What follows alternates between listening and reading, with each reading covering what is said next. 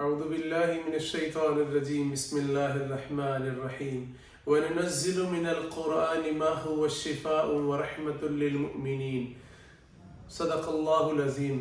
میرے بھائیو دوستو، آج ہماری زندگیوں سے قرآن نکل گیا، اسی لیے آپ اپنے دائیں بائیں دیکھ لیں کہ اسی وجہ سے ہماری زندگیوں سے برکتیں اٹھ گئی ہیں۔ نہ ہماری صحت میں برکت رہی، نہ ہمارے علم میں برکت رہی، نہ ہماری اولادوں میں برکتیں رہیں، نہ ہمارے کاروبار میں برکتیں رہیں، اور بالخصوص نہ ہی ہمارے اوقات میں برکتیں رہیں۔ وجہ کیا ہے؟ کہ وجہ یہ ہے کہ ہماری زندگیوں سے قرآن نکل گیا ہے۔ وہ قرآن کہ جس قرآن کو نواسۂ رسول جناب حضرت امام حسین رضی اللہ تعالی عنہ نے نیزے کے سامنے بھی اس قرآن کی تلاوت کی۔ کیا کسی نے خوبصورت کہا ہے، دل میں ہو یاد محمد، دل میں ہو یاد محمد تو وہی حال اچھا ہے، بعد حمد کے اگر ہے تو محمد کا خیال اچھا ہے۔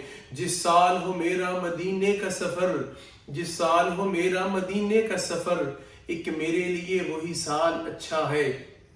پتھروں نے پڑھا کلمہ، پتھروں نے پڑھا کلمہ، چاند ہوا دو ٹکڑے انگلی کے اشارے سے، مہتاب کا یہ تال میل اچھا ہے۔ ہے حسن یوسف بھی ایاں، ہے حسن یوسف بھی ایاں، ہے شان ابراہیمی بھی بہت، سب کی باتیں ایک طرف، وہ آمنہ کا لال اچھا ہے۔ اور حاصل کلام سر تن سے جدا، سر تن سے جدا قرآن نہ چھوڑا، سر تن سے جدا قرآن نہ چھوڑا، نواسے کی تلاوت کا کمال اچھا ہے۔